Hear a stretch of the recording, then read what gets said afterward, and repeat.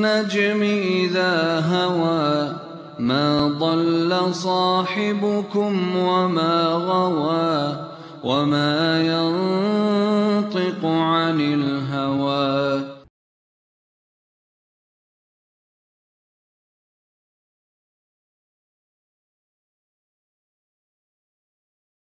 السلام علیکم ورحمۃ اللہ وبرکاتہ۔ نبی علیہ الصلاۃ والتسلیم کے ہم مناسب پڑھ رہے تھے کہ آپ ایک تو اللہ کے نبی ہیں اور رسول اللہ بھی ہیں اور خاتم النبیین ہیں، دوسری آپ کی ہی صرف اطاعت کرنی ہے۔ یہ لفظ جو اطاعت کا ہے یہ قرآن مجید میں بہت دفعہ استعمال ہوا ہے، تقریباً 40 سے زائد مقامات پہ اللہ تعالیٰ نے اطاعت اور اتباع کا لفظ استعمال کیا ہے اور رسول کے لیے کیا ہے۔ تو ان دونوں لفظوں میں جو ہلکا سا فرق ہے وہ یہی ہے کہ یہ 95 پیج پہ کہ اطاعت سے مراد آپ صلی اللہ علیہ وسلم کی رسالت کی تصدیق اور آپ صلی اللہ علیہ وسلم کے کہے اور کیے کے مطابق عمل کرنا مراد ہے۔ اطاعت عقائد و احکام کی پیروی کا نام ہے اور اتباع اخلاق و کردار اور تہذیب و شائستگی کی فرما برداری کا نام ہے۔ یہ کتاب ہے الاحکام فی اصول الاحکام، یہ دو علماء ہیں، انہوں نے اسی ایک نام سے الگ الگ اپنی اپنی کتابیں لکھی ہیں۔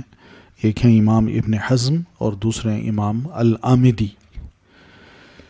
تو یہ العامدی کی ہے جو اس میں لکھتے ہیں کہ ومن اتی بمثل فعل الخیر علی قصد اعظامہ فہو مطیع لہ، جب کوئی شخص کسی دوسرے کی تعظیم کی وجہ سے اس کے فعل کی طرح کا کوئی فعل کرے تو کہتے ہیں یہ شخص فلاں کا مطیع ہو گیا ہے۔ ٹھیک ہے، تو کسی کی تعظیم اور پھر اس کے فعل کی طرح انسان فعل کرے، تعظیم بھی ہو اور وہ کام بھی ہو، تو اس کو کہتے ہیں فلاں کا مطیع ہے، فرما بردار ہے۔ لیکن امام عطا ابن رباح رحمۃ اللہ علیہ جو بہت بڑے تابعی گزرے ہیں، یہ فرماتے ہیں کہ اطاعت رسول جو قرآن مجید میں آتا ہے اطیعوا اللہ و اطیعوا الرسول، تو وہ اطاعت کا معنی کرتے ہیں کہ ہوا اتباع کتاب اللہ و سنت رسولہ۔ اتباع رسول دراصل کتاب اللہ اور سنت رسول کی پیروی کا نام ہے، وہ دونوں کو شامل کرتے ہیں۔ اتباع رسول میں تبھی اتباع ہوگی جب ہم کتاب اللہ کو اس کے مطابق رسول اللہ صلی اللہ علیہ وسلم کے کہے کے مطابق نہیں سمجھیں گے، اور پھر جو آپ نے اس کے مطابق کیا ہے وہ سنت رسول ہے، اس کے مطابق ہم نہیں چلیں گے، یہ اتباع نہیں ہے۔ تو بہرحال اطاعت کا جو مفہوم ہے اس سے پتہ یہ چلتا ہے کہ جہاں ایمانیات اس میں شامل ہیں وہاں ہم نے عقائد اور احکام کی پیروی بھی کرنی ہے، اور یہ دو لفظ ہیں اطیعوا اللہ و اطیعوا الرسول، ایک اللہ کے لیے یہ لفظ اور رسول کے لیے۔ پھر اتباع کا لفظ ہے وہ صرف رسول کے لیے آیا، کیا ہے؟ قل ان کنتم تحبون اللہ فاتبعونی۔ تو وہاں اللہ تعالیٰ نے اتباع کا لفظ اپنے لیے استعمال نہیں کیا، رسول کے لیے کیا، لیکن اطاعت کو بھی آ کے اینڈ اس کا وہاں کر دیا ہے، وَمَن يُطِعِ الرَّسُولَ فَقَدْ أَطَاعَ اللَّهَ، جو رسول کی اطاعت کرے گا اس نے گویا اللہ کی اطاعت کی۔ تو وہاں بھی اینڈ آ کے اطاعت کا وہ اللہ کے رسول پر کر دیا ہے۔ تو اطاعت رسول امام عطا ابن رباح کا جو کہنا ہے وہ اس معنی میں ہے۔ پھر اتباع جو ہے یہ مطابقت کبھی کسی کے قول کی ہوتی ہے اور کبھی کسی کے فعل یا ترک فعل کی، یعنی میں کسی کو فالو کروں تو کسی کی بات کو سنوں، اس کے مطابق اپنے آپ کو چلاؤں، یا کسی نے کوئی کام کیا میں ویسے کروں، یا کسی نے کسی کام کو چھوڑ دیا میں بھی وہ چھوڑ دوں۔ کسی کے قول کی اتباع کرنے سے مراد یہ ہے کہ اپنے متبوع کی اسی طرح فرما برداری کی جائے جس طرح اس کے قول کا تقاضا ہے۔ ٹھیک ہے نا؟ یعنی قول کا تقاضا کیا ہے؟ یعنی بات جو کی ہے کہنے والے نے اس کو کیا چاہتا ہے، تو وہ چاہنا جو ہے اس کو سمجھا جائے۔ یہ چیز بڑی گہری ہے اور صحابہ کرام میں یہی چیز تھی۔ صحابہ کرام نبی علیہ الصلاۃ والتسلیم کے ہر لفظ کو غور سے تو سنتے تھے، مگر ہر لفظ کو غور سننے کے بعد یاد نہیں کرتے تھے۔ تو کیا کرتے تھے؟ وہ جو آپ کہہ رہے ہیں اس کو غور سے سن رہے ہیں اور اس کا اندر جو مفہوم ہے، تقاضا جو ہے، وہ اس کو سمجھ رہے ہیں، وہ جب سمجھتے تھے تو اسی کے مطابق پھر وہ کہہ بھی دیتے تھے اور کرتے بھی تھے. تو ایک تو یہ ہے کہ اپنے مطبوع کی اس طرح فرما برداری کی جائے جس طرح اس کے قول کا تقاضا ہے، اور کسی کے فعل کی اتباع کرنے سے بھی مراد یہ ہے کہ اس کے فعل کو اس طرح کیا جائے جس طرح وہ کرتا ہے، اور اس لیے کیا جائے کیونکہ وہ اسے کرتا ہے. یہ ہے کہ اس طرح آپ اس لیے صحابہ کرام کو دیکھیں کہ وہ نبی علیہ الصلوۃ والتسلیم کے ایک ایک فعل کو بیان کرتے ہیں دوسرے کو اور کہتے ہیں آپ اس طرح کرتے تھے. ہاکذا رأیت رسول اللہ، میں نے اس طرح اللہ کے رسول صلی اللہ علیہ وسلم کو کرتے دیکھا ہے. تو یہ وہ ان کا جو کہنا ہے یہ صحیح معنی میں کیا ہے، ان کے فعل کی اتباع، ویسی ہی اتباع، اور اگر آپ نے چھوڑ دیا ہے تو وہ چھوڑ دیا، یہ بھی اتباع ہے. اس لیے قرآن کریم میں لفظ اطاعت و اتباع جب اکٹھے ہوں، جیسے فاتبعونی واطیعوا امری، تو پھر اطاعت کا مطلب کیا ہوگا؟ احکام و عقائد، اور اتباع کا مطلب کیا ہوگا؟ تہذیب و ثقافت. یعنی جو تہذیب رسول نے دی، جو کلچر دیا، ہم اس کو فالو کریں. ٹھیک ہے؟ تو یہ اطاعت کا لفظ اللہ تعالیٰ نے اور اتباع کا لفظ دونوں اپنے لیے یا رسول اللہ صلی اللہ علیہ وسلم کے لیے استعمال کیے ہیں، کسی اور کے لیے ان الفاظ کا استعمال نہیں کیا. اس لیے ایک مسلمان کو ان دو الفاظ کے بعد کسی تیسرے لفظ کی ضرورت نہیں ہے. کون سا تیسرا لفظ ہے؟ جی، تقلید. تو یہ لفظ قرآن نے استعمال نہیں کیا، رسول اللہ صلی اللہ علیہ وسلم نے استعمال نہیں کیا. تو میں اس کو کسی کے لیے اپنے لیے یوز کر لوں اور میں کہوں میں فلاں کا غیر مقلد ہوں یا مقلد ہوں، یہ درست نہیں ہے. یہ بھی یاد رکھیے، رسول کی تقلید نہیں ہوا کرتی، بلکہ رسول کی اتباع اور اطاعت ہوا کرتی ہے. اور غیر نبی کے لیے یہ دونوں لفظ استعمال نہیں ہوتے.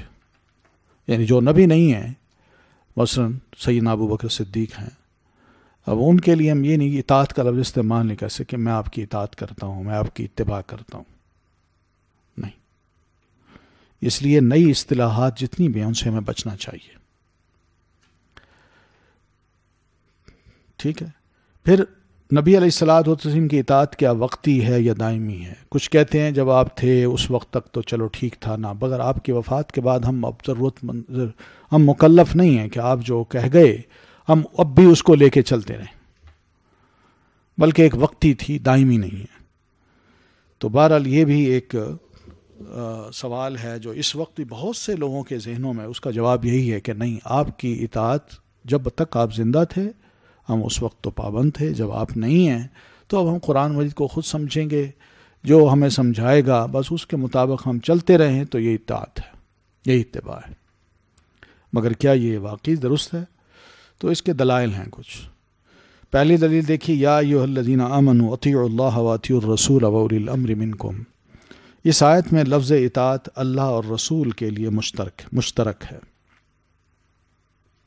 اطیعوا اللہ، وہاں بھی اطیعوا کا لفظ ہے، اور اطیعوا الرسول وہاں بھی کیا ہے؟ اطیعوا کا لفظ ہے. ٹھیک ہے نا؟ پھر جب آتا ہے وَأُولِي الْأَمْرِ مِنْكُمْ، اولی الامر سے مراد دو قسم کے لوگ لیتے ہیں، یا تو حکام ہیں ہمارے یا پھر علماء ہیں. جو تم میں سے تمہارے جو علماء ہوں یا حکام ہوں ان کی بھی اطاعت کرو. لیکن یہاں اطیعوا کا لفظ ان کے لیے لگایا نہیں گیا. کیوں؟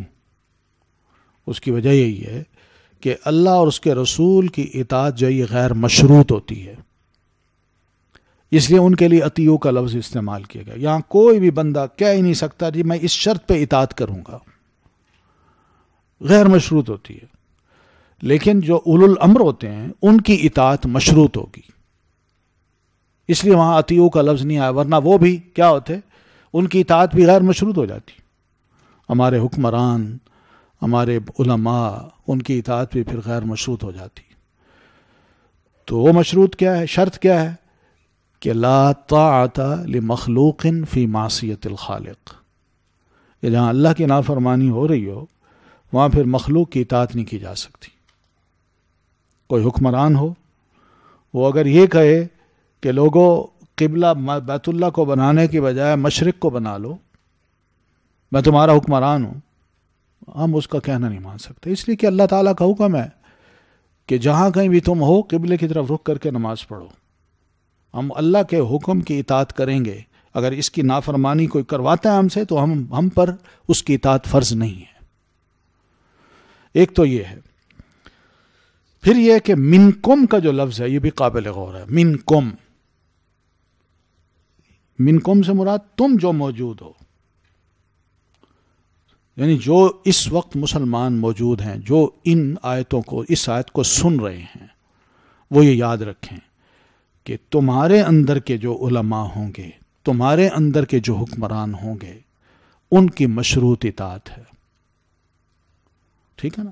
تمہارے اس وقت جو حکمران ہیں یا اس وقت جو علماء ہیں ان کی اطاعت اگر کرنی ہے تو مشروط ہے کہ اگر یہ اللہ اور اس کے رسول کے کہے کے مطابق کہے گا تو سر آنکھوں پہ، اور اگر نہیں تو میں اس کی اطاعت نہیں کر سکتا، ٹھیک ہے؟ تو یہ منکم کا لفظ جو ہے نا، یہ پچھلے جتنے بھی علماء ہیں ان علماء کی جو اطاعت ہے وہ ہم پر فرض نہیں کر رہا، یا تقلید جو ہے وہ ہم پر فرض نہیں کر رہے، یہ منکم کا لفظ، بلکہ یہ کہہ رہے جو اس وقت تمہارے اندر ہیں، ٹھیک ہے نا؟ پھر دلیل نمبر 2 کہ اللہ کی اطاعت، رسول کی اطاعت اور اولو الامر کی اطاعت کا حکم مسلمانوں کو دیا گیا ہے، لیکن اولو الامر کی اطاعت کے لیے الگ اطیعوا کے الفاظ نہیں لائے گئے، البتہ اطیعوا اللہ کے ساتھ اور اطیعوا الرسول ضرور کہا گیا، جس کا واضح مطلب ہے کہ جس طرح اللہ کی اطاعت مستقل، دائمی اور فرض ہے، بالکل اسی طرح اطاعت رسول بھی مستقل اور دائمی فرض ہے۔ بقول آپ صلی اللہ علیہ وسلم کے آج اگر سیدنا موسیٰ علیہ السلام بھی آ جائیں تو ان کی نجات کا دار و مدار بھی میری اطاعت و اتباع میں ہوگا، ٹھیک ہے نا؟ تو نبی علیہ السلام کی اطاعت یا اتباع جو ہے یہ وقتی نہیں تھی، جب تک آپ تھے اس وقت تک ہم پابند ہیں، جب آپ فوت ہو گئے تو اس کے بعد ہمیں ضرورت نہیں ہے آپ کی، غلط بات ہے۔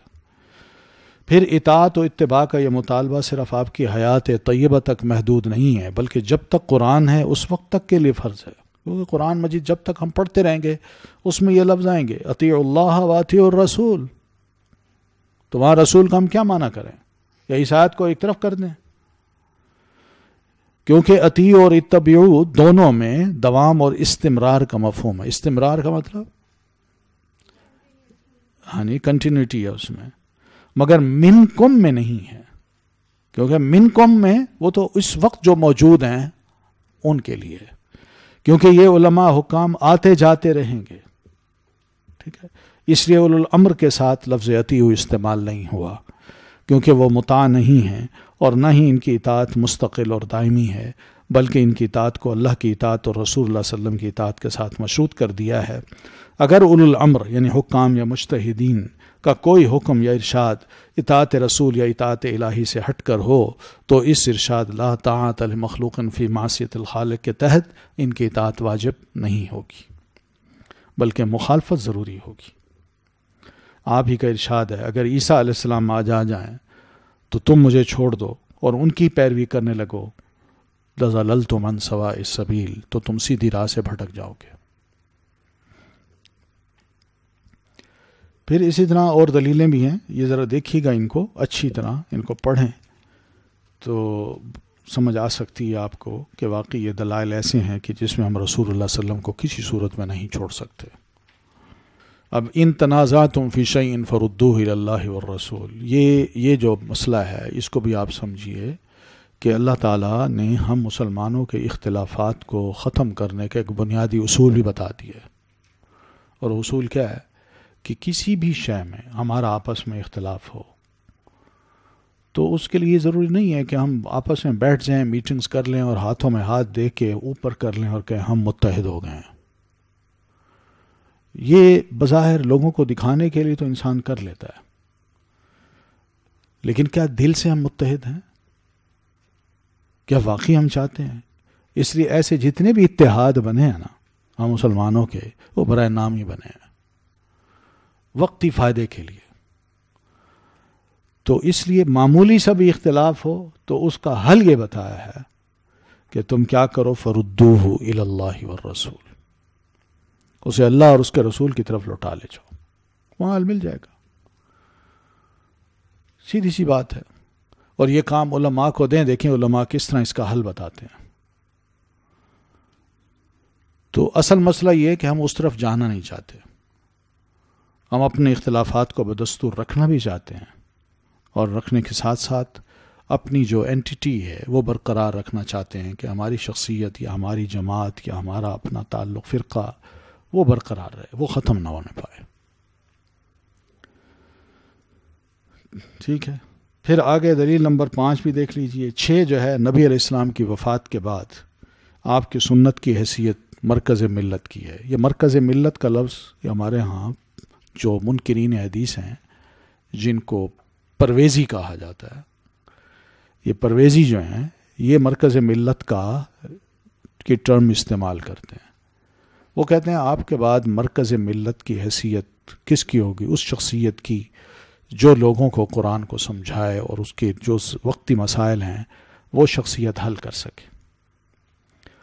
تو یعنی رسول کو ہٹا کے یہ بندے چاہتے ہیں ہم وہاں بیٹھ جائیں، جو رسول کا مقام ہے آپ کو ہٹا دیں اور اس کی جگہ ہم بیٹھ جائیں اور مرکز ملت کی حیثیت اختیار کر لیں. مرزا غلام احمد قادیانی وہ رسول اللہ صلی اللہ علیہ وسلم کے بعد ایک نبی کا قائل ہوا، اور یہ کہ نبی کو ہٹا کے اس جگہ بیٹھنا چاہتے ہیں. ٹھیک ہے نا؟ تو یہ غلط طریقہ ہے. ورنہ آپ صلی اللہ علیہ وسلم کی وفات کے بعد رسالت کو معاملہ ختم سمجھ کر جناب ابو بکر، جناب عمر، عثمان، علی وغیرہ یہ از خود مرکز ملت بن بیٹھتے، اور جتنے بھی خلافت کے امور ہیں ان کو نمٹانے میں وہ کبھی بھی سنت رسول کی طرف رجوع نہ کرتے، کیونکہ حالات بدل گئے تھے. ہمارے ہاں بھی ہی کہا جاتا ہے حالات بدل گئے ہیں. اب بھائی وہ سنت تو جو تھی آج کے دور میں اس سنت پہ عمل کیسے ہو سکتا ہے؟ سیدنا عمر رضی اللہ، سیدنا ابو بکر جب خلیفہ بنے تو کتنے حالات بدل گئے تھے، لوگ مرتد ہو گئے، قبائل کے قبائل، لوگوں نے زکوٰۃ دینے سے انکار کر دیا، 2-3 نبی کھڑے ہو گئے جھوٹے، کیا کچھ تھا، حالات بدل گئے تھے. حضرت ابو بکر صدیق چاہتے تو اپنی سمجھ کو استعمال کر کے کر سکتے تھے کچھ، مگر انہوں نے کوئی قدم نہیں اٹھایا جب تک کہ انہیں اللہ کے رسول صلی اللہ علیہ وسلم کے ارشاد کا علم نہ ہوا. اور الحمدللہ وہ اس سے مالا مال تھے. نبی علیہ الصلوۃ والتسلیم نے جو فرمایا تھا اس کو بڑی گہرائی سے انہوں نے سمجھا تھا، اور سمجھنے کے بعد وہ جو کچھ بھی فرماتے تھے سیدنا عمر رضی اللہ تعالیٰ عنہ جیسے انسان بھی حیران رہ جاتے کہ ان کو جو دین کی سمجھ ہے وہ کسی کو نہیں. اس لیے سیدنا عمر ابو بکر کے بارے میں آپ یہ یاد رکھیں، سیدنا ابو بکر میدان جنگ میں نہیں گئے، یعنی اس طرح زخم نہیں کھایا جس طرح خالد بن ولید، ابو عبیدہ بن جراح اور طلحہ رضی اللہ تعالیٰ عنہم نے کھائے ہیں. وہ فقیر بھی نہیں تھے کہ وہ حضرت ابو ہریرہ یا ابو ذر کی طرح فقیر ہوتے، مگر ان سب سے وہ افضل تھے. وہ افضلیت کیا ہے؟ وہ ایمان ہے، وہ دین کی گہری سمجھ ہے، وہ ویژن ہے جو دین کا وہ سمجھ کے غور و فکر سے یعنی اپنے دماغ میں رکھتے اور پھر اسی کے مطابق وہ عمل کرتے تھے. یعنی آپ صرف اتنا دیکھ لیں کہ نبی علیہ الصلوۃ والتسلیم نے جب یہ اطلاع دی، حضرت ابوبکر صدیق نے فرمایا اللہ کے رسول میں ہجرت کرنا چاہتا ہوں، اجازت دیں، تو آپ نے فرمایا نہیں تم ٹھہر جاؤ، ہو سکتا ہے اللہ تعالیٰ مجھے تمہیں میرے ساتھ رکھے اس ہجرت کے سفر میں. بس اتنی بات تھی. اب کیا حضرت ابوبکر صدیق خوش ہو گئے؟ انہوں نے اس موقع پر نہ صرف خوشی کا اظہار کیا بلکہ آگے کی تیاری بھی شروع کر دی. آگے کی تیاری کیا کی؟ گھر کے جتنے افراد تھے ان کو بھی قائل کیا کہ اللہ کے رسول ہیں. سیدہ اسما، سیدہ عائشہ، ان کو سمجھائیں بہت سی باتیں. اونٹنیاں 2 خریدیں، وہ کسی کو دے دیں کہ اس کو بہترین پتے گھاس کھلا کے موٹا کرو. ایک بندہ ہائر کیا جو مشرک تھا کہ تم نے ہمیں عین وقت پہ یہاں سے نکال کے بالکل اجنبی راستے سے لے جانا ہے مدینہ. وہ آرام سے، یعنی انہوں نے یہ سب کچھ سوچا. اور پھر اس کے بعد جب نبی علیہ السلام تشریف لائے تو اللہ کے رسول صلی اللہ علیہ وسلم اس معاملے میں بالکل بے فکر تھے کہ اب سفر ہمارا کیسے گزرے گا. اپنے غلام کو سمجھایا کہ تم نے بکریاں لے آنی ہیں، شام کو ہم دودھ نکال لیں گے اسی غار پہ، اور پھر اس کے بعد تم بکریوں کو لے جانا. بیٹے کو سمجھایا کہ تم سارا دن ان مشرک سرداروں کے درمیان میں گزارو اور رات کو آ کے اندھیرے میں ہمیں رپورٹ دے جاؤ کہ کیا دن کو ہوتا رہا ہے. کوئی ایک کام تھا، بڑے کام تھے، بہت کچھ سوچا تھا. اسی وجہ سے افضلیت جو ہے سیدنا ابوبکر رضی اللہ تعالیٰ عنہ کی نظر آتی ہے. تو بہرحال وہ خود بھی نبی علیہ الصلاۃ والتسلیم کے پابند تھے کہ آپ نے جو فرمایا ہم ویسے چلیں گے. مگر ان خلفاء کے ابتدائی قومی خطابات باور کراتے ہیں کہ وہ بھی خلافت اسلامیہ کا دار و مدار اور اس کی بقا اطاعت رسول میں ہی سمجھتے تھے. کہا نا کہ میں اگر غلط کام کروں تو پھر ہم تمہیں اس سے سیدھا کر دیں گے. تو یہ سب چیزیں ایسی ہیں جو پتہ چلتا ہے کہ ان مقدس شخصیتوں نے کبھی بھی سنت رسول سے انحراف نہیں کیا. یہ انحراف خیر القرون میں نظر نہیں آتا کہ کسی کو مرکز ملت کا مقام و منصب دیا جائے یا اس کی تقلید کی جائے. ایسی صورت میں اسلام شاید آفاقی دین بھی نہ رہتا، پھر نبوت کے جھوٹے دروازے بھی کھل جاتے اور کسی نبی کو ہمیں جھوٹا کہنے کی نوبت بھی نہ آتی. پھر اطاعت و اتباع میں دین کے اصل چشمہ صافی سے سیراب ہونا ہے. یعنی جہاں سے یہ چشمہ پھوٹ رہا ہے نا، وہاں سے آپ سیراب ہوں. ٹھیک ہے نا، وہیں سے پانی پئیں، نہ کہ اس سے نکلنے والی نہروں اور نالیوں سے. کیونکہ ہوتا یہی ہے کہ پانی جب نکلے گا نا، نالی بن جائے گا، تو اس میں ہوا اپنے تھپیڑے سے گند، پتے، کنکر اس میں پھینک کے پانی کو ذرا تھوڑا سا آلودہ کر دیں گے. جو چشمہ ہے جہاں سے یہ سب کچھ ابل رہا ہے، پانی وہیں سے لے. اس کو چشمہ صافی کہتے ہیں. کیونکہ ماضی میں مذہبی دروغ بافیاں اصل دین سے خروج کے سبب تھی. ماضی دیکھ لیں، کرسچینٹی اور جوداازم، قرآن مجید نے جو کچھ بھی ان کی ہسٹری ہمیں بتائی ہے اور ان کو ملزم بنایا ہے، اس کی وجہ یہی تھی. تو اس طرح کے جو فرد جرم ہیں قرآن مجید ان پر جو لگا رہا ہے، تو وجہ یہی تھی کہ وہ جھوٹ بولتے تھے. کتاب جو کہتی ہے اس کے مطابق ہمیں نہیں چلنا، تو وہ دین سے پھر نکل جاتے تھے. تقلیدی جمود یا عقلی تک بندیوں کے ترجمان مذاہب نے فرقہ پرستی کو انگیخت دی، یعنی ابھارا، جس سے دین کے اصل حقائق درون پردہ چلے گئے. یہ بھی ہوا پھر، کیونکہ ہر بندہ اپنے فرقے کو پروموٹ کرنے میں لگ گیا. اسی کی خوبیاں اس نے لکھی، آگے پیش کی، لوگوں کو قائل کیا، اور اسی کو ہی اس نے سمجھا کہ یہ اصل کام ہے. یہ ہوتا ہے. اور دین جو اصل ہے وہ بالکل. آج دیکھ لیں ہماری اکثریت جو ہے نا، اس کو دین کی کوئی بات بھی کریں تو وہ کیا کہتی ہے؟ ہم نے تو کبھی نہیں سنا. یہ آپ کیسی باتیں کر رہے ہیں؟ کیا یہ غلط ہیں؟ جن سے ہم نے سنا وہ غلط ہیں. جب ان کو کہتے ہیں یہ پڑھیں تو پڑھتے بھی ہیں. پڑھنے کے باوجود اللہ تعالیٰ کسی کی تو آنکھیں کھول دیتا ہے، لیکن اکثریت یہ کہتی ہے نہیں. اگر یہ ہے تو بہرحال وہ غلط تو نہیں ہو سکتے، وہ بھی جو کہتے ہیں صحیح ہے. تو یہ وہ حقیقت ہے کہ پردہ پڑ جاتا ہے. ان سے پردہ ہٹانا گویا مرتد ہونا یا کم از کم کفر و فسق سمجھا گیا. دوسری طرف حریت فکر دین اسلام کی دین ہے. یعنی انسان کی فکر آزاد ہو، اس پہ لوہے کی ٹوپی نہ چڑھائی جائے، اس کی گردن نہ پکڑی جائے کہ خبردار تم نے کچھ اور سوچا، یا خبردار تم نے کوئی سوال کیا. نہ، تاکہ لوگ دین کے مقابلے میں آباء و اجداد کی خود ساختہ رسوم یا مذہبی عناصر و اکابرین کی پرستش پر غور کریں.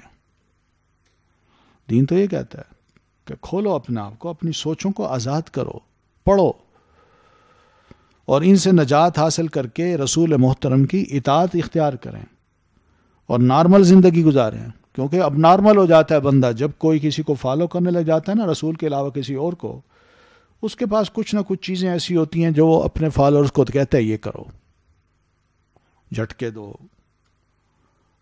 گوشے میں بیٹھ جاؤ، غاروں میں نکل جاؤ، تالاب میں جا کے کھڑے ہو جاؤ، کنویں میں الٹے لٹک جاؤ. یہ پھر اب نارمل سی زندگی ہو جاتی ہے. مگر افسوس یہ آزادی افراد امت کو راس نہ آ سکی. اسے ذہنی غلامی ہی اچھی لگی اور غلام سازی کا فن بھی۔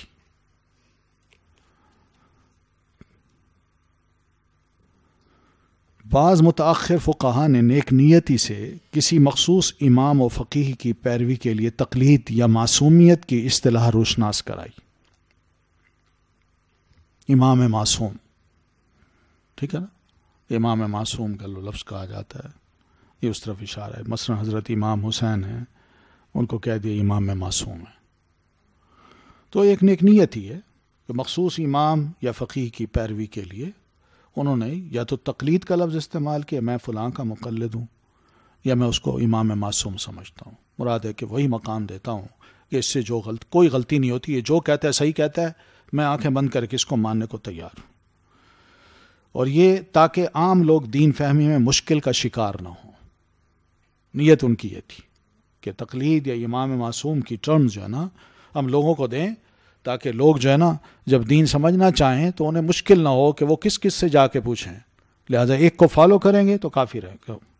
مگر نتائج نے ثابت کر دیا کہ یہ بھی غلطی تھی جس نے معاشرے کی فضا کو زہر آلود کر دیا۔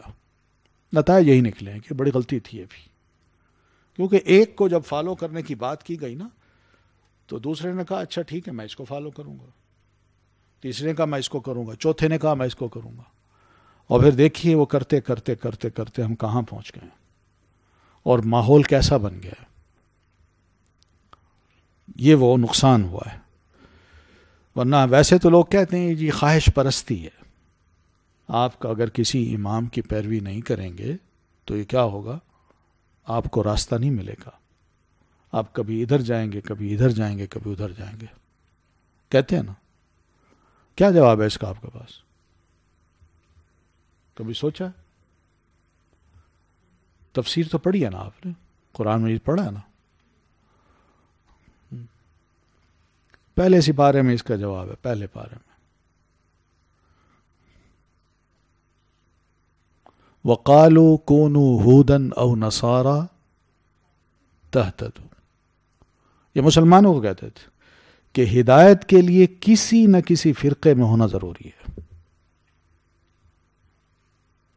یہ ان کا مطلب تھا۔ آپ یہ کہاں سے آ گئے ہیں، نئی چیز لے کے کہاں سے آ گئے ہیں؟ آج بھی یہی کہا جاتا ہے بھائی آپ کو ہدایت چاہیے تو آپ کسی نہ کسی فرقے میں ہو جائیں۔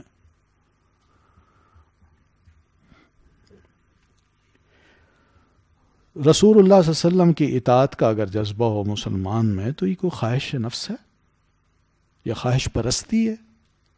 دیکھا جائے تو یہ تو اطاعت ہے بھائی، یہ عین دین ہے، عین دین ہے۔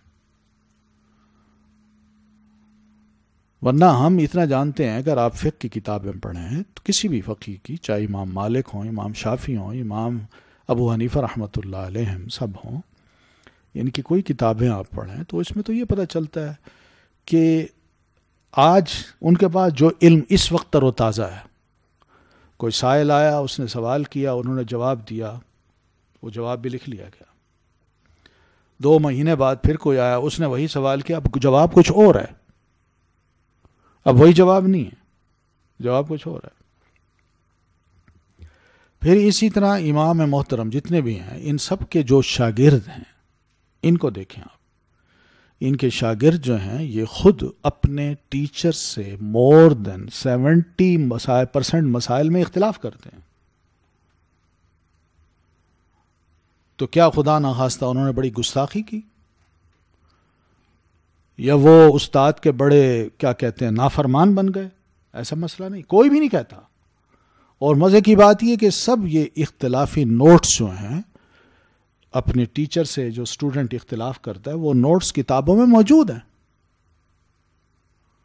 اب یہاں سے کیا پتہ چلتا ہے؟ ہم تو یہ سمجھتے ہیں کہ الحمدللہ یہ علماء بھی سمجھتے تھے، استاد ہو یا شاگرد یہ بھی سمجھتے تھے کہ ہمارے دین میں وسعت ہے، وسعت ہے، براڈنس ہے، کہ استاد بھی مجبور نہیں کرتا شاگرد کو، جو میں کہہ رہا ہوں تم نے وہی لینا ہے، اور شاگرد کو بھی اللہ اگر سمجھ دے دیتا ہے تو وہ ٹھیک ہے، اسی کے مطابق وہ چلتا ہے، وہ اپنے استاد کی بات کو نہیں مانتا۔ لیکن ان تمام چیزوں کو ذکر کرنے کے باوجود ایک ہی کتاب میں ہمارے دل میں کبھی خیال نہیں آتا کہ شاگرد چونکہ استاد کی مخالفت کرتا ہے تو لہٰذا یہ بڑا گستاخ ہے، یہ غیر مقلد ہے، وہاں ہم یہ لفظ نہیں کہتے۔ تو مسئلہ یہی ہے سارا کہ یہ ذرا تھوڑا سا اگر اس کو وسعت دے کے انسان ان باتوں کے بارے میں سوچے تو یہ بڑی چھوٹی چھوٹی باتیں لگتی ہیں کہ آدمی انہی کے پیچھے پڑ جائے، اور جو اہم کتابوں میں جو کچھ لکھا ہوا ہے اور علماء نے جو کردار ادا کیا ہے اس کو منفی طریقے سے لوگوں کے سامنے پیش کریں، اور جو مثبت ان کے رویے ہیں وہ ہائی لائٹ نہ کریں۔ یہ بڑی زیادتی ہے۔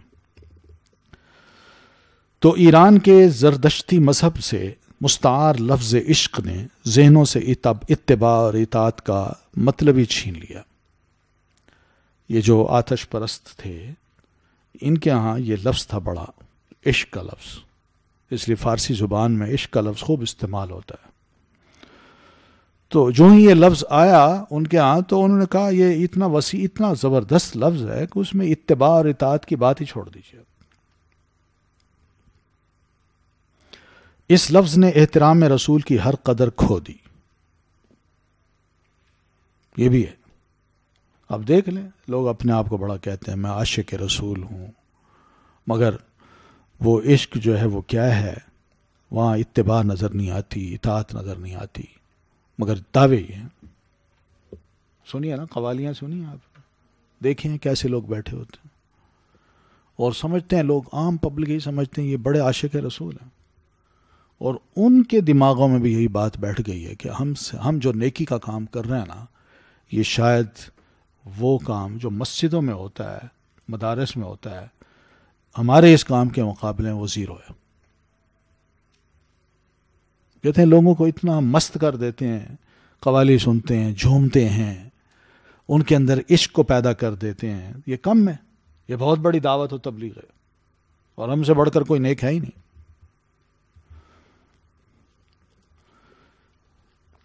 امام، ولی، قطب، ابدال، غوث وغیرہ کی اصطلاحات نے رسول کی ہر حیثیت کو مان کر دیا۔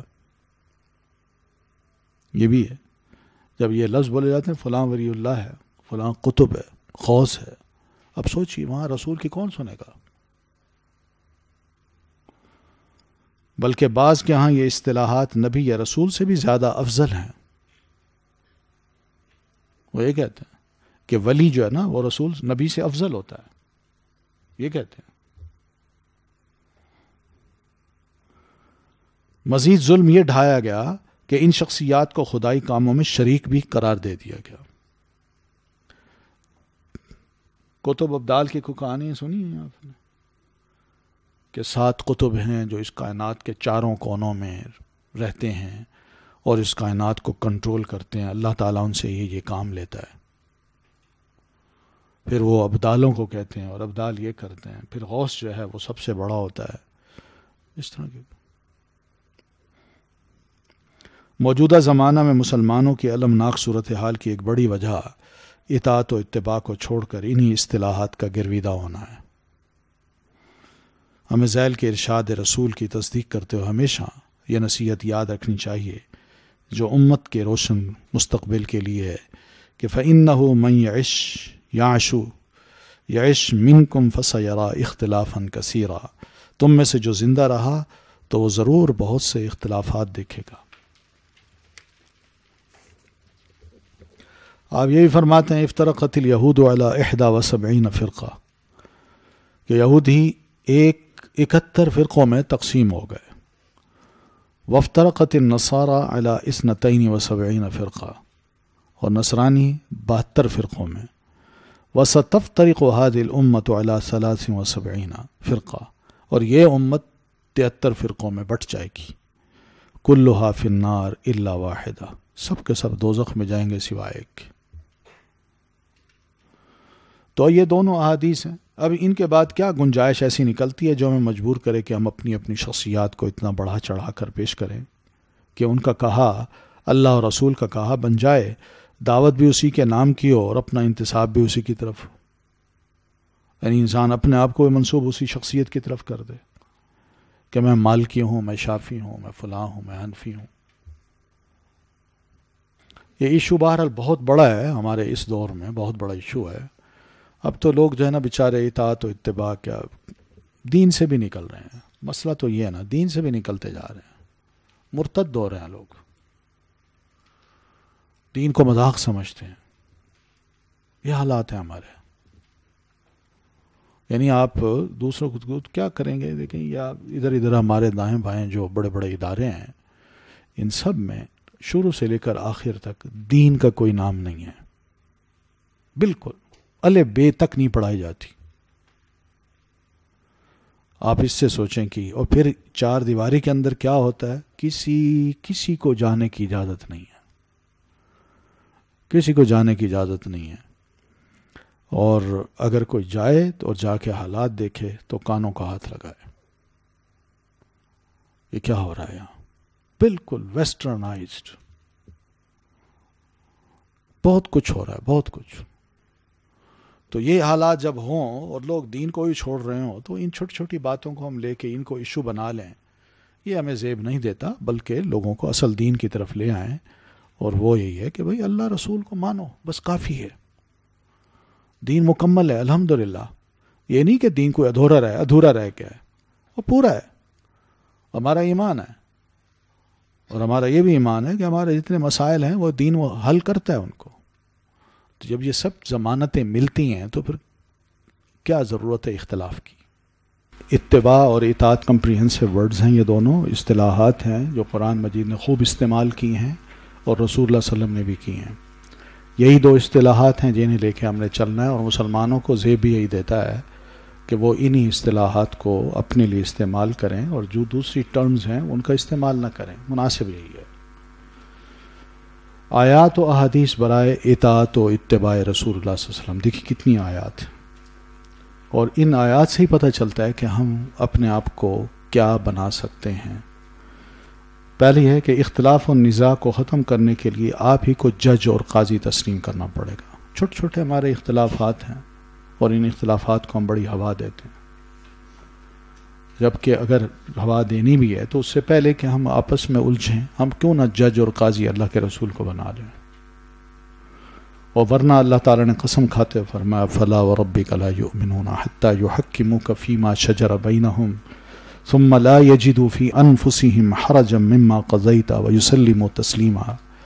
نہیں، تیرے رب کی قسم، لوگ بالکل مسلمان نہیں ہو سکتے جب تک کہ وہ آپ کو اپنے درمیان کے جھگڑوں میں فیصل تسلیم نہ کر لیں، یعنی جج نہ مان لیں. پھر جو آپ فیصلہ کریں اس کے بارے میں، اپنے آپ کے بارے میں، یا یعنی اس کے بارے میں اپنے دل میں کوئی تنگی بھی محسوس نہ کریں، دل سے خوش بھی ہوں کہ ٹھیک ہے چاہے فیصلہ ہمارے خلاف ہی کیوں نہیں ہے، اور اسے دل و جان سے تسلیم کریں. یہ 3 شرطیں ہیں، تب جا کے بندہ مومن ہو سکتا ہے، ورنہ نہیں.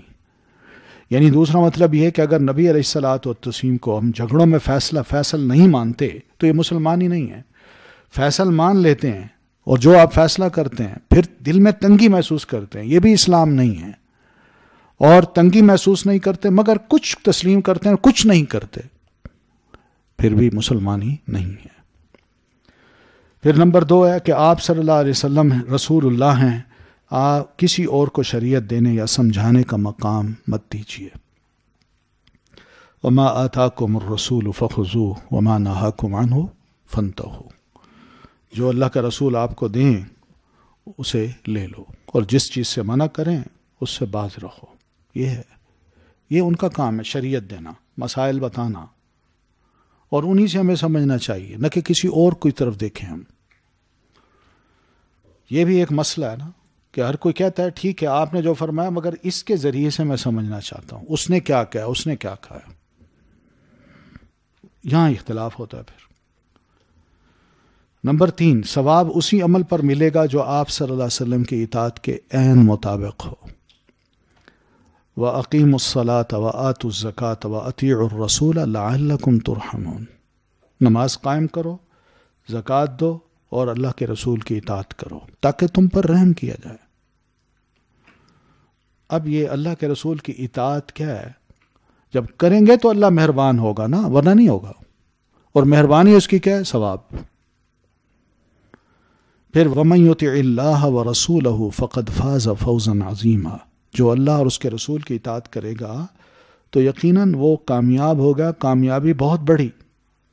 اسی میں کامیابی ہے، اطاعت میں، اور آپ کی نافرمانی میں کامیابی نہیں ہے.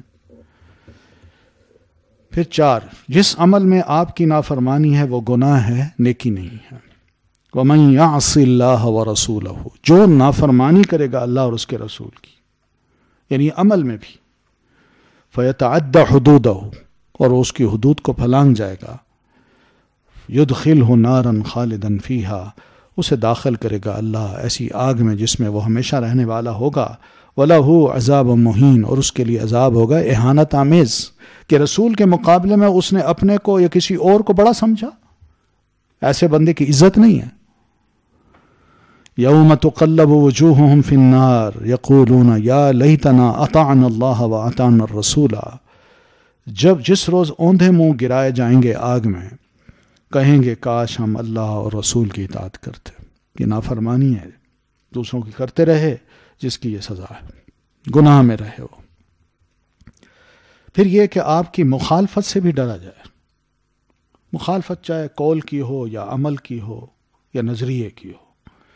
فَلْيَحْذَرِ الَّذِينَ يُخَالِفُونَ عَنْ أَمْرِهِ أَن تُصِيبَهُمْ فِتْنَةٌ أَوْ يُصِيبَهُمْ عَذَابٌ أَلِيمٌ، بس ضرور ڈریں وہ لوگ جو رسول کے حکم کی مخالفت کرتے ہیں کہ انہیں کسی آزمائش کا سامنا کرنا پڑے یا انہیں کسی دردناک سزا سے دوچار ہونا پڑے. ٹھیک ہے نا.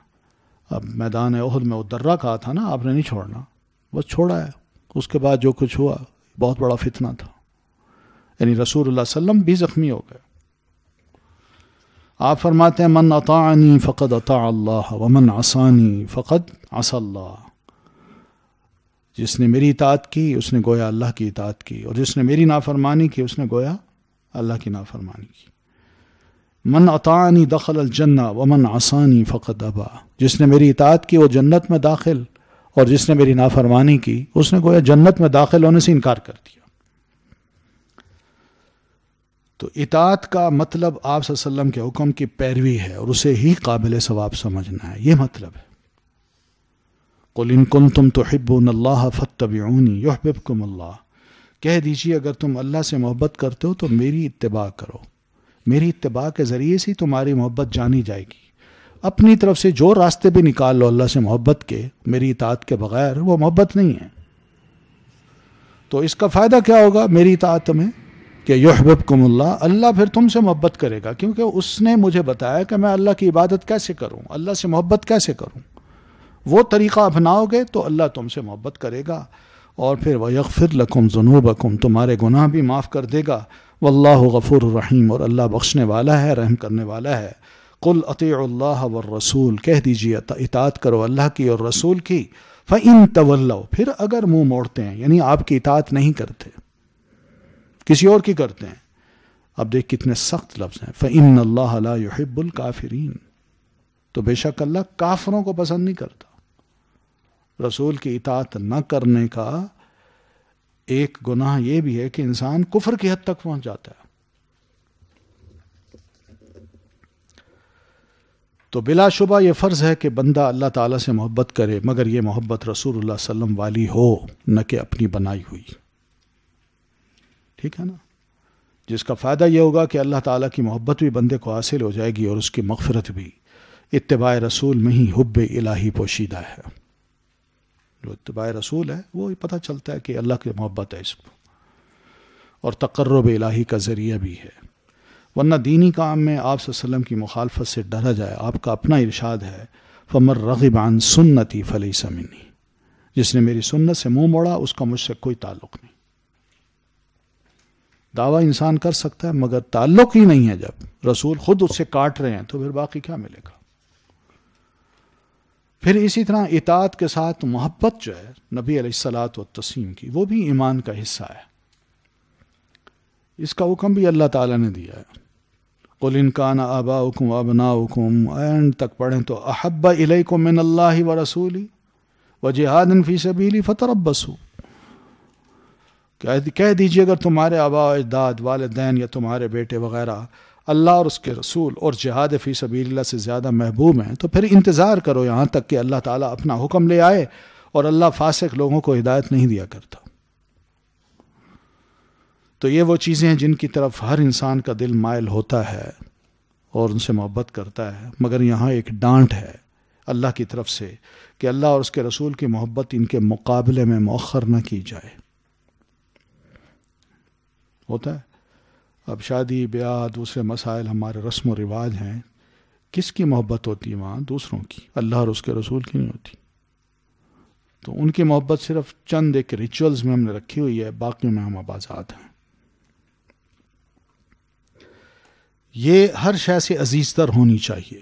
آپ صلی اللہ علیہ وسلم خود فرماتے ہیں کہ لا یؤمن احدکم حتی اکون احب الیہ من والدی وولدی والناس اجمعین، تم میں کوئی بھی اس وقت تک مومن نہیں ہو سکتا جب تک کہ میں اسے اس کے والد، اس کی اولاد اور تمام لوگوں سے زیادہ محبوب نہ ہو جاؤں۔ یہ جیسے حضرت عمر نے فرمایا تھا نا کہ اللہ کے رسول میں اپنے علاوہ دنیا کی جتنی بھی چیزیں ان سب سے زیادہ آپ سے محبت کرتا ہوں۔ آپ نے فرمایا نہیں، جب تک اپنے ساتھ اپنے آپ کو بھی اس میں شامل نہ کرو۔ پھر سمجھ آئی ان کو، وہ کہنے کہ ٹھیک ہے اللہ کے رسول۔ تو مراد یہ ہے کہ مقام رسول کو جان کر اس کی قدر کی جائے۔ مقام رسول کو پہلے جانیے، پھر اس کی قدر کیجیے۔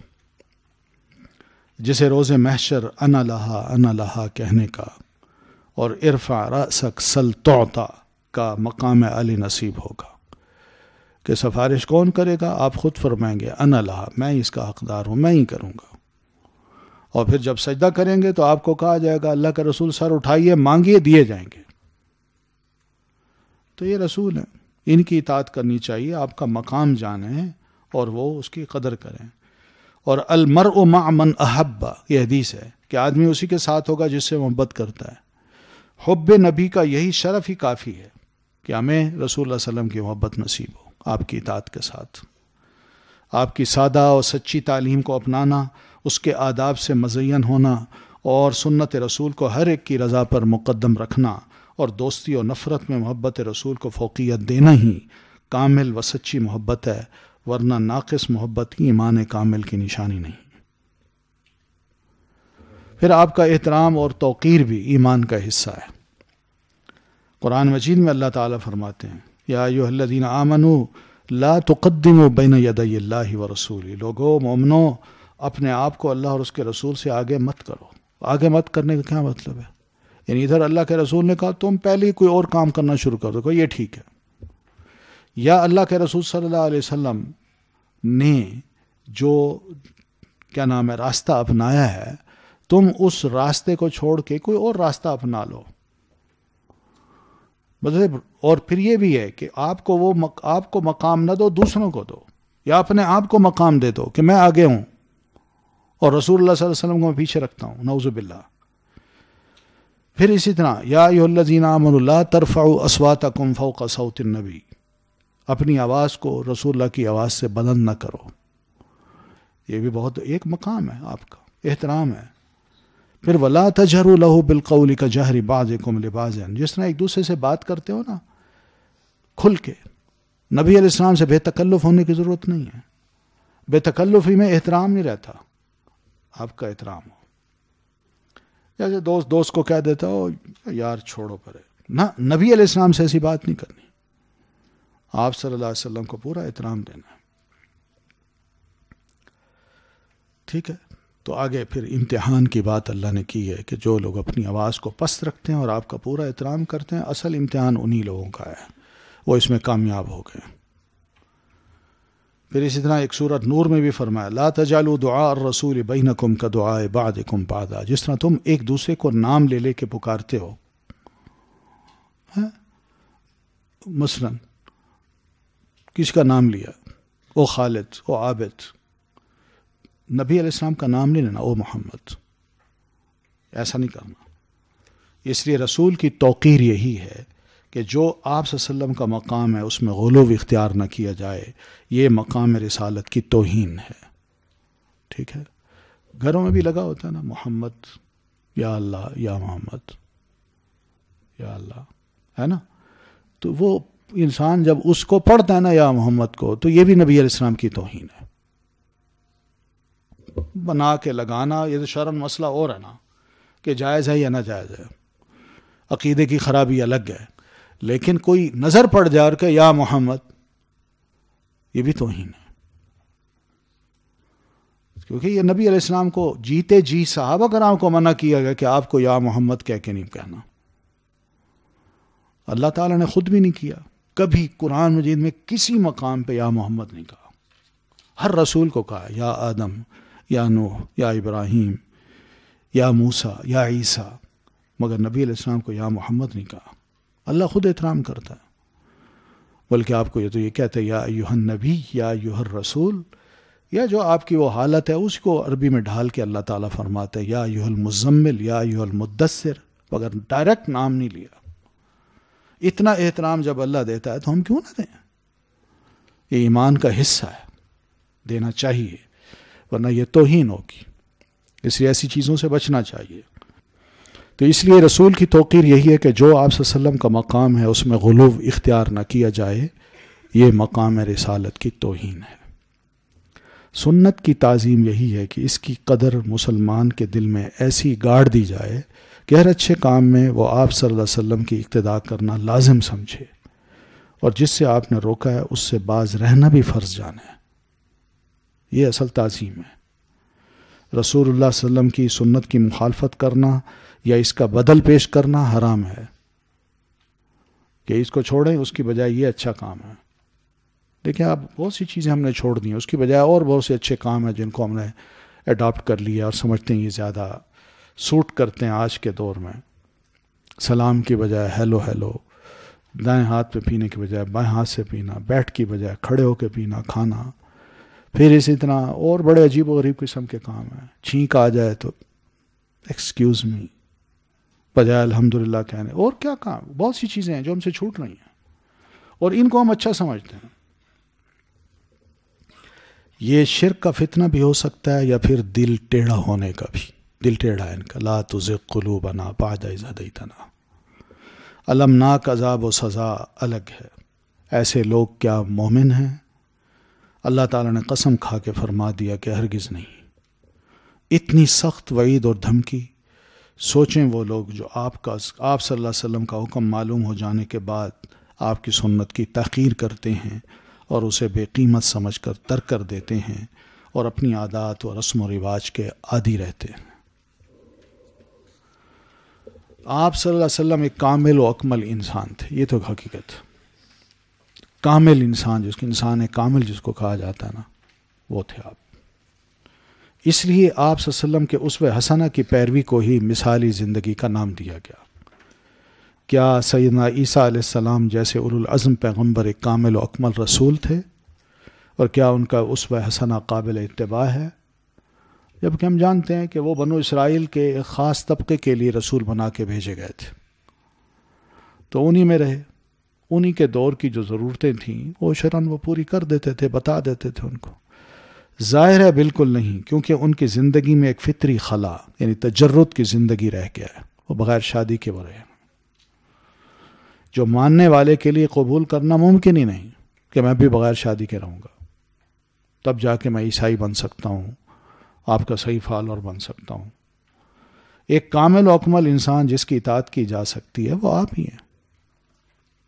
نبی علیہ السلام کی زندگی کا کوئی پہلو ہم سے پوشیدہ نہیں ہے، اس لیے ہر پہلو میں کہیں نہ کہیں ہر بندے کے لیے کوئی نہ کوئی روشنی ہے. اسی طرح کسی عالم یا فقیہ و محدث کی اتباع اس لیے نہیں ہو سکتی کہ اس کی خانگی زندگی کے بیشتر پہلوؤں پر دبیز تہ چڑھی ہوئی ہے، جس کے علم سے امت کی خواتین محروم ہوتی ہیں. کسان، مزارع اور زمیندار کے مسائل ضروری نہیں کہ ہر مجتہد نے بتائے ہوں. بہت سے مسائل ہیں جو آج کے ہیں، بلکہ ان کے اپنے دور کے بھی تھے، وہ ہر مجتہد نہیں بتا سکا ان مسائل کو. یہی حال ان مشائخ کا ہے جن کا منبع علم قرآن و سنت تو ہے مگر وہ کامل نہیں. مشائخ ہیں، شیخ ہیں، بہت بڑے عالم ہیں، مگر وہ کامل نہیں ہیں. اس لیے کہ ہمارے سامنے تو بالکل ٹھیک ہے، لیکن ہو سکتا ہے ایک اچھا باپ نہ ہو، ایک اچھا شوہر نہ ہو، ایک اچھا بیٹا نہ ہو. کئی چیزیں ایسی ہوتی ہیں جن کو لوگ نہیں جانتے، لیکن نبی علیہ الصلوۃ والتسلیم کوئی پہلو پڑھنا چاہیں کہ آپ ایک اچھے شوہر کی حیثیت سے کیسے رہتے تھے. گھر میں ایک کسی کو اگر ماں کا درجہ دے رکھا ہے تو اس کا آپ صلی اللہ علیہ وسلم کتنا بوڑھی خاتون کا احترام کرتے تھے. بچیاں ہیں، باپ ایسے تھے کہ باپ کے آپ کیسے رہتے. سب پہلو روشن ہیں. صرف اس کی اطاعت ہو سکتی ہے جو خود کامل اور اکمل انسان ہو، جس کی خانگی اور عوامی زندگی ظاہر و باہر ہو. وہ صرف آپ صلی اللہ علیہ وسلم ہی ہیں اور کوئی نہیں ہے. والدین یا شوہر کی اطاعت بھی کرنی چاہیے، مگر کب وہ حکم آتا ہے وہ تبھی مناسب ہوگی جب ان کا ارشاد اللہ اور اس کے رسول کی اطاعت کے تحت ہو. ورنہ ازرو حدیث لا طاعت لمخلوق فی معصیت الخالق، کہ رب کی نافرمانی میں مخلوق کی اطاعت نہیں کی جا سکتی. اس پہ کہا جا سکتا ہے کہ بھئی یہ عمل نہیں ہو سکتا ہم سے.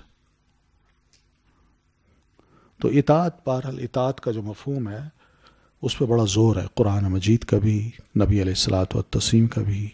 بے شمار مثالیں ہیں جو آپ اسی حدیث کی کتابوں کے مختلف چیپٹرز میں آپ پڑھ سکتے ہیں. اور آپ کی سختی، شدت، ناراضگی اس کا بھی اظہار ہوتا ہے جس نے بھی نافرمانی کی ہے کہیں بھی. تو اس لیے یہ بھی آپ کا ایک ٹائٹل تھا کہ آپ ہمارے لیے مطاع ہیں.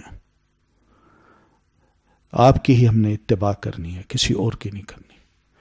اتباع صرف رسول کی ہوتی ہے، غیر رسول کے لیے اتباع کا لفظ استعمال نہیں ہوتا. اس کے لیے لوگوں نے جو اور لفظ بنائے ہیں، مسلمان کو زیب یہی دیتا ہے کہ وہ اپنے آپ کو اتباع یا اطاعت کے نام سے ہی روشناس کرائے، بس کافی ہے. ٹھیک ہے، چلیے اجازت. السلام علیکم ورحمۃ اللہ وبرکاتہ.